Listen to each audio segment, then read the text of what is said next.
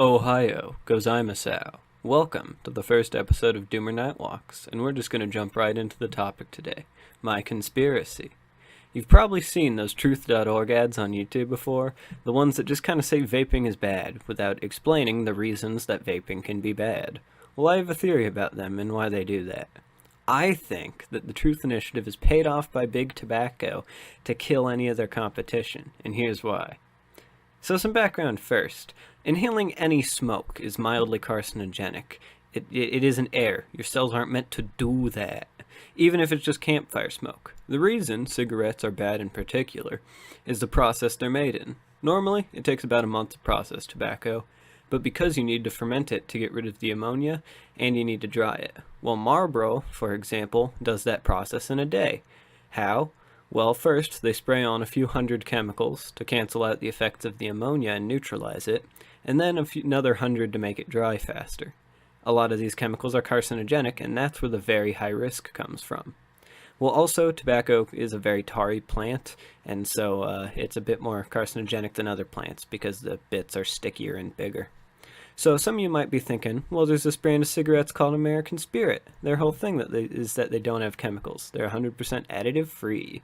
But the Truth Initiative has sued them over that. They said that it was, quote, saying smoking was safe. And they won and forced them to take additive free off the package. And then later, the Truth Foundation funded proposition making it illegal to advertise cigarettes as all natural. What this does in effect is not stop people from thinking smoking is safe. The glaring problem with this is that if you have someone who's already a smoker and they want to do harm reduction, they have now made it illegal for people to tell them how to do less harm to their body. Also, as you might have seen on the YouTube ads, they're very anti-vaping under the guise that vaping is unhealthy. However, most science about vaping causing harm shows that it was from incorrectly modified vapes or vape juices.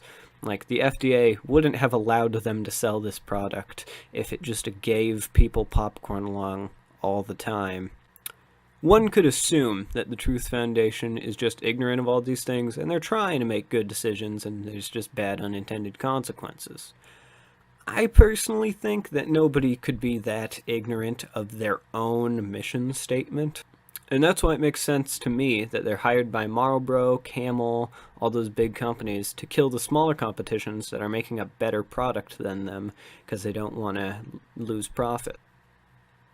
But yeah, that's just what I think. Crazy theory from a crazy man.